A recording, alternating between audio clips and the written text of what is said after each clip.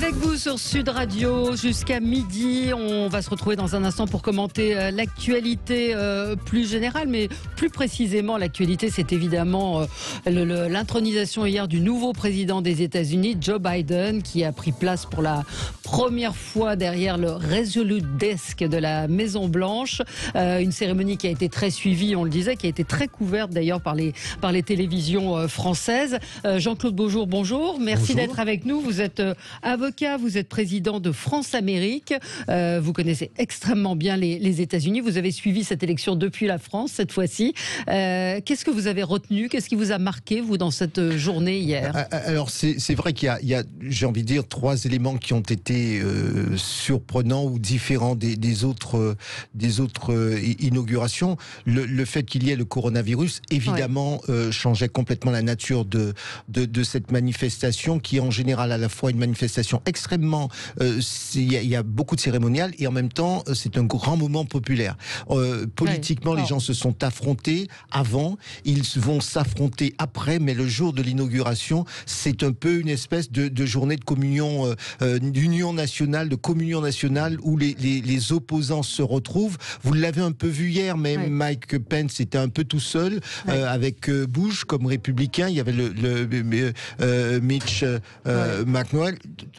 C'est vraiment un jour particulier, avec de grandes fêtes, des balles présidentielles, etc. Ça n'allait pas être le cas avec le coronavirus. Deuxièmement, la question de il n'y avait pas cette liesse. Vous savez que par exemple pour Barack Obama, il y avait aux alentours de 4 millions de personnes à Washington. Là, quelques milliers, encore quelques happy few triés sur, même pas triés sur le volet, mais pour des questions de sécurité. En plus, il y a eu très peu de gens. Bref, ces deux éléments gâchaient un peu la fête. J'ajoute, évidemment, il y avait un grand absent, c'était le président sortant. Le président Trump n'était pas à la passation de pouvoir. Et ça, c'est vrai que ça donnait un côté de... Pour vous, est-ce qu'il aurait dû être là? Parce qu'il y avait les trois autres présidents, et on a l'impression qu'il n'existait pas dans son nom n'a même pas été prononcé. Est-ce qu'il a fait une erreur finalement? Est-ce qu'il aurait dû être là? Je crois que Valérie, sur votre antenne, on avait déjà dit, je vous avais dit, je vous parie qu'il ne sera pas présent. Bien sûr. Je pense que mentalement, psychologiquement, et compte tenu de tout ce qui s'était passé avant, je ne suis pas surpris qu'il ne fût pas là. Est-ce que c'était souhaitable? Évidemment que non. Je pense qu'il avait une dernière occasion, non pas de se racheter, mais de se présidentialiser. C'est aux alentours du 8 décembre, lorsqu'il a épuisé les voies de recours, puisqu'il contestait la victoire de son challenge, de son concurrent, de Joe Biden. Lorsqu'il a épuisé les voies de recours judiciaires, il aurait dû dire, voilà, la justice s'est prononcée, on est dans un état de droit, voilà, bon vent à mon successeur. Il ne l'a pas fait, c'est dans la logique, c'est juste regrettable, parce que précisément pour l'Amérique, une Amérique qui est à ce point fracturée, ça ne peut que renforcer non pas simplement le sentiment, mais les velléités de chacun dans son camp. C'était d'un côté démocrate, de l'autre côté ses partisans, et c'était dommage, parce que ces partisans sont aussi les Américains. Mais le nom de Biden, le nom de Trump n'a pas été prononcé par Joe Biden également. Bien sûr, tout comme Trump n'a pas prononcé le nom de Biden, si vous voulez. C'est la réponse du berger à la bergère. Évidemment que je regrette tout cela, parce que je me souviens, vous savez, nous étions tous un petit peu plus jeunes. Souvenez-vous, en 2001, lorsque Al Gore a été battu par George Bush, alors même qu'au départ il contestait l'élection, c'est lui, en tant que vice-président candidat battu, qui a procédé à l'authentification des votes en faveur de son concurrent, et qui était à la passation de pouvoir de son concurrent.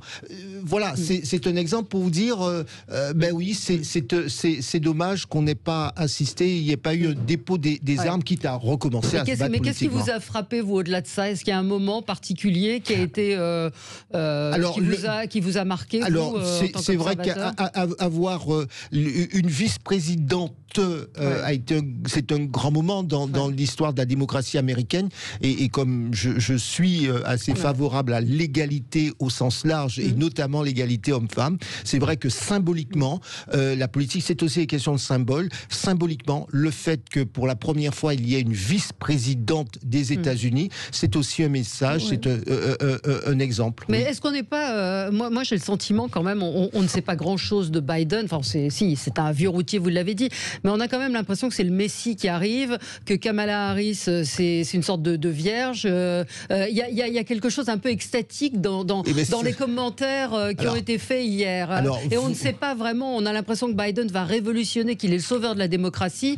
Attendons de voir. Alors, vous me connaissez un peu, vous savez bien que les commentaires excessifs, c'est pas trop mon genre. On a toujours dit, le président des États-Unis et le nouveau gouvernement vont, l'un et l'autre, défendre les intérêts des Américains, premièrement. Deuxièmement, on a toujours dit que la crise que traversent les États-Unis, c'est pas une crise uniquement liée à la personne de Donald Trump. C'est une crise qui est bien ancienne, avec des politiques publiques qui n'ont pas été ou mal mises en œuvre, y compris avec des démocrates. Donc, il faut pas se raconter d'histoire d'un coup de baguette magique. Les choses, on va pas régler le problème, par exemple, le problème de santé publique, en fait, de la politique de santé publique, en 100 jours, ça n'est pas vrai. La transition écologique ne se fera pas en 100 jours. Et enfin, je m'arrête là, la question des divisions ethno-raciales aux États-Unis ne va pas se régler d'un coup de baguette magique, ou plus largement, la question de la pauvreté, parce que les États-Unis, ce sont deux mondes. Ça peut être le tiers-monde, et ça peut être ces villas, des millions, milliards de dollars, des millions de dollars en tout état de cause.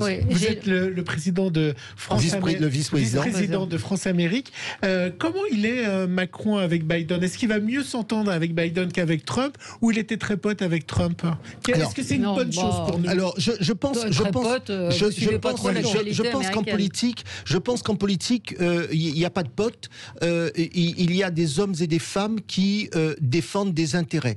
En revanche, cela étant dit, il peut y avoir une sensibilité personnelle qui fait que des affinités qui font que les hommes et les femmes, et ça c'est vrai aussi, ça compte, se comprennent mieux. Une chose est certaine, c'est que le passé étant ce qu'il est, on ne parlera plus, en tout cas dans l'immédiat, de Donald Trump, mais de Joe Biden. Le vice-président, vous voyez l'erreur, le vice-président, le nouveau président des États-Unis est un homme connu sur la scène internationale parce qu'il a été, il a présidé de nombreuses commissions à dimension internationale au Sénat. Il a été le vice-président de Barack Obama.